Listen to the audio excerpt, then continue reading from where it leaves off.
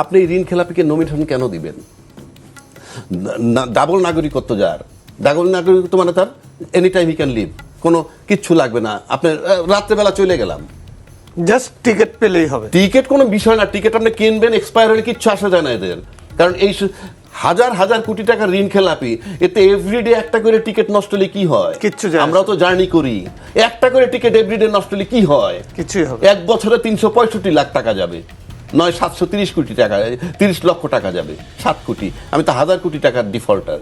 তো আপনি পরিষ্কার ডিফল্টার যখন নিয়ে যাচ্ছেন নির্বাচনে, এবং কেউ কোনো কথা বলতেছে না, পত্রিকাওয়ালারা জানে না, তারা লিখে বলতে পারে না তো নির্বাচনে অযোগ্য, এবং নির্বাচন কমিশন কিভাবে হজম করলো, কিভাবে অ্যালাউ করলো?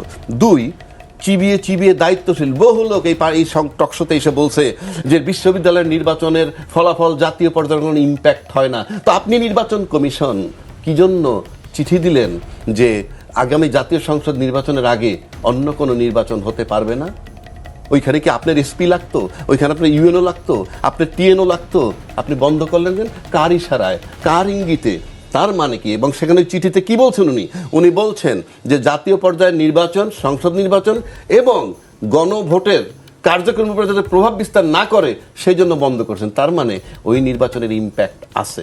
তাহলে আপনি যে নির্বাচনটা বন্ধ করে দিলেন, একেবারে আপনার কোনো রাইটই নাই, কোনো অধিকারই নাই। ও মানে নির্বাচন শব্দ লেখা থাকলে এটার মালিক আপনি। কিন্তু সেটা তো হাইকোর্ট পর্যন্ত গেল। সেটা আমি হাইকোর্ট পর্যন্ত যাব না, আমি প্রথম আসেন এইখানে হাইকোর্টে গেছে, হাইকোর্টে স্টে করে দিছে, সেই বিতর্কে আমি যাচ্ছি না, কারণ হাইকোর্ট সে যা মনে করছে তাই দিছে, সে একটা বিচার বিভাগে আছে। কিন্তু আপনি দিলেন কিভাবে? আপনি এই ঋণ খেলাপিদেরকে অ্যালাউ করলেন কিভাবে? আপনি ডুয়েল সিটিজেন যাদের ফর্মটা ফিল আপ করেন এই ঘরটা, আপনি অ্যালাউ করলেন কিভাবে? তাহলে আমি এই নির্বাচন নিয়ে আমি কি মনে করব? ওকে, চমৎকার আলোচনা রাজ্জাকি। আমি একটু মাসুদ কামাল ভাইয়ের কাছে যাই। রাজ্জাকি ভাই যেটা বললো যে গণমাধ্যম, তারপরে কর্পোরেট হাউস, এগুলি হলো মানে রাজনীতিকে একদিকে মানে হেলন করিয়ে দেয়, মানে হেলে পড়ে, তা রাজনীতিবিদরা আবার এদিকে হেলে পড়ে, অর্থাৎ একটা নেক্সাসের কথা বললো। এখন এই যে নির্বাচনকে সামনে রেখে গণমাধ্যমগুলো রাজনৈতিক দলকে সঠিক কাভারেজটা দিচ্ছে কিনা, সমান কাভারেজ বা যার যতটুকু প্রাপ্য সেই কাভারেজটা দিচ্ছে কিনা, নাকি একদিকে ঝুঁকে গেছে গণমাধ্যম, সেই বিষয়ের প্রশ্নের উত্তর আপনার কাছ থেকে নিব। নির্বাচন খুবই সন্নিকটে, এই অবস্থায় গণমাধ্যমগুলো রাজনৈতিক দলগুলোর কাভারেজ কেমন দিচ্ছে, সমতা থাকছে কিনা, বা যেই দল বা যেই জোট যেইটুকু কাভারেজ পাওয়ার কথা সেইটুকু দিচ্ছে, নাকি গণমাধ্যম আবার একদিকে ঝুলে পড়ছে? শুনেন, পৃথিবীর কোনো দেশেই গণমাধ্যম একদম ইঞ্চি মেপে কভারেজ দেয় না। গণমাধ্যমগুলোরও একটা রাজনীতি থাকে। এটা আমেরিকা বলেন, ইংল্যান্ড বলেন, সব জায়গায় এক একটা দলকে এক একটা গণমাধ্যম সাপোর্ট করে, ওটা তাদের একটা পলিসি আছে। সেটা তো প্রকাশ্য পলিসি। প্রকাশ্য পলিসি। আমাদের এখানে প্রকাশ্য পলিসি। আমাদের এখানে পলিসি হলো মোটামুটি, দেখেন ওখানে আর আমাদের পার্থক্যের কথা বলি, মানে যখন হয় কি, যখন নাকি আইন বিচার এগুলো কাজ না করে, তখন আপনি অন্য কোনো জায়গায় কোনো নিয়ম নীতি খুঁজে পাবেন না। আমাদের গণমাধ্যমগুলো সবগুলো গণমাধ্যমের মালিক কারা? তাদের ব্যবসায়ী। তাদের কিন্তু গণমাধ্যমের বাইরেও অন্য ব্যবসা আছে। তো যেহেতু তাদের অন্য অন্য ব্যবসা আছে, তাদের সেই ব্যবসাগুলো তারা সরকারের সঙ্গে যুদ্ধ করে করতে পারবে না। যে কারণে আমাদের গণমাধ্যমগুলো সবসময় সরকারের তোষণ করে, কারণ তাকে তো ব্যবসাটা করতে হবে। এখন তার অনেক ব্যবসা, অনেকে গার্মেন্টসের ব্যবসা, অনেকে জমির ব্যবসা, মাটির ব্যবসা, অনেক ব্যবসা, এবং এই সমস্ত ব্যবসার মধ্যে নানা ধরনের জটিলতাও কিন্তু আছে। আর সরকার চাইলে জটিলতা না থাকলেও তাদেরকে বিপদে ফেলতে পারে। যে কারণে কোনো মানে গণমাধ্যমে সরকারের সঙ্গে সরাসরি বিরোধে জড়াতে চায় না। তো এখন আপনি বলবেন যে এখন তো কোনো সরকারের কোনো নাই, সরকার যেটা হচ্ছে অন্তর্বর্তীকালীন সরকার, তাকে কিন্তু সব গণমাধ্যমে তোষণ করতেছে। দেখেন অন্তর্বর্তীকালীন সরকার এর তো তেমন কোনো ক্ষমতাও নাই, তাও দেখবেন কোনো একটা গণমাধ্যম আপনি বের করতে পারবেন না যারা নাকি অন্তর্বর্তীকালীন সরকারের নানা অপকর্ম, অযোগ্যতা, অনিয়মের সমালোচনা করে। কেউ করে না, সবাই তাকে হ্যাপি রাখার চেষ্টা করছে। এখন নির্বাচনের সামনে এসে তারা নিজেদের মতো করে একটা হিসাব করছে যে কে ক্ষমতায় যেতে পারে, কাছাকাছি, কে ক্ষমতার কাছাকাছি। যাদেরকে মনে করে যে এরা ক্ষমতায় যাবে তারা তাদেরকে তোষণ করবে, তাদের জন্য তারা উঠে পড়ে লাগবে। এখন যতই দিন যাবে দেখবেন যে অনেক কিছু চেঞ্জ হচ্ছে। যদি মনে করেন বিএনপি, এখন ধরেন বিএনপির মাঝখানে মনে হয় যখন তারেক রহমান আসলো তখন তারেক রহমানকে নিয়ে একটা জোয়ার হয়ে গেল সব গণমাধ্যম। কিন্তু আপনি দেখেন কিছুদিন আগে তারেক রহমান একটা 5 তারকা হোটেলে সাংবাদিকদের নিয়ে আলোচনা করলেন, এমন কোনো মিডিয়া নাই সেখানে যায় নাই। করুক না শফিকুর রহমান একটা অসুবিধা করতো, যেত না। আবার যদি আপনি এখন যদি মনে হয় যে না জামাতের অবস্থা একটু ভালো হয়ে গেছে, জামাতের শফিকুর রহমান একটা সম্মেলন করবে, সবাই যাবে সেখানে, কারণ জামাতের অবস্থা ভালো হয়ে গেছে। এটা হলো কি গণমাধ্যমগুলির ক্যারেক্টার। আমাদের গণমাধ্যমগুলির মতো সরি টু সে কিছু মনে করেন, আপনি নিজেও গণমাধ্যমে আছেন, আমিও সাংবাদিকতাই করছি গত 3.5 দশক ধরে। আমার অভিজ্ঞতা হলো গণমাধ্যম এবং ব্যবসায়ী এই দুইটা শ্রেণীর মতো চরিত্রহীন আর কোনো সেক্টর এই দেশে নাই। ব্যবসায়ীরা চরিত্রহীন সবাই না তো, সবাই বলে নাই। আমি তো বললাম তো, আমার অভিজ্ঞতা বলতেছেন, মানে বড় আমার অভিজ্ঞতা আমি বললাম তো আপনাকে, আগেই তো বললাম যে এই সরকারের সমালোচনাকে একটা গণমাধ্যম দেখান তো, এত বড় গণমাধ্যম যে নাকি হাসিনা সরকারের সঙ্গে যুদ্ধ করে টিকে আসছিল, প্রথম আলো, ডেইলি স্টার, এদের কণ্ঠে কোনো এই সরকারের কোনো সমালোচনা পাবেন না তো। এই সরকারকে সমালোচনা করার মতো কিছুই করে নাই। যে এগুলি বললাম ভাই লাভ নাই। আপনি দেখেন এই যে আদম মাটির ব্যবসায়ী বলেন আপনার, অথবা জমির ব্যবসায়ী, অথবা আপনার এই যে গার্মেন্ট ব্যবসায়ী বলে নাই শেখ হাসিনার সঙ্গে কবর পর্যন্ত যাবো, মৃত্যুর পরেও তার সঙ্গে থাকবে। এটা তো একটা অনিসলামিক কাজ। একটা নারীর সঙ্গে আপনি মৃত্যুর পরে কেমন থাকবেন? তো যাই হোক, সে কইছে তাও থাকবে। আর প্রথমত, দ্বিতীয়ত, পঞ্চমত, 100তম মতো সবভাবে তো তার সঙ্গে এরকম কই সব তো ডিগবাজি বেরিয়ে এই গভর্নমেন্টের সঙ্গে আসছে। নতুন যে গভর্নমেন্ট আসবে সবাই তার সঙ্গে যাবে। ইন্টারেস্টিং হলো ওদের নয় চরিত্র নাই, সরকারের চরিত্রটা কোথা থাকলো? সরকারের বললো আয় ভাই বুকে আয়, সবাই বলে আয় ভাই বুকে আয়, কারণ বুকে নিলেই কিছু পাওয়া যায়। আগামীতে যারা গভর্নমেন্টে যাবে তারাও যাবে। ধরেন আমি উদাহরণ দিয়ে বলি, এই যে বিএনপিকে আমরা বলতেছি যে বিএনপি আগামীতে ক্ষমতায় যাইতে পারে।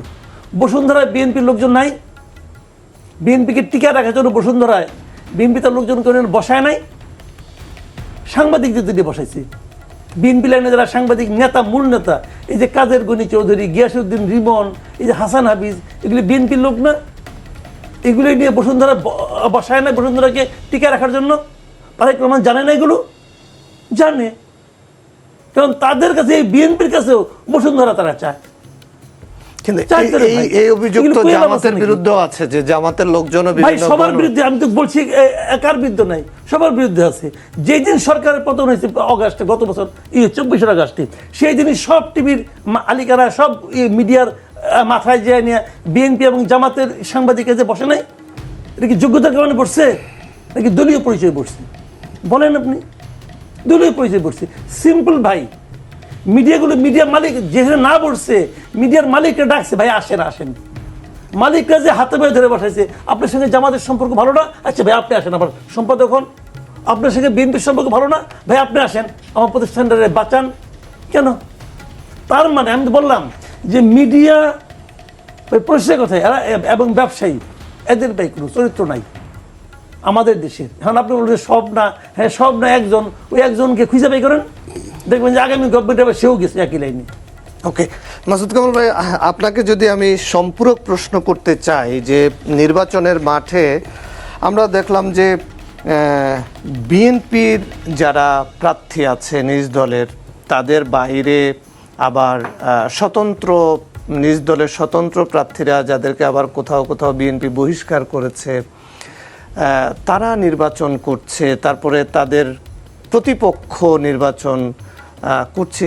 এই অবস্থায় বিএনপির জন্য আসলে এই নির্বাচনের মাঠটা কতটা সমতল? বিএনপির জন্য মাঠটা কঠিন। যখন নাকি নিজের ঘরের লোক মানে হয়ে যায়, প্রতিদ্বন্দ্বী হয়ে যায়, তখন তো বিএনপির জন্য কঠিন হবেই।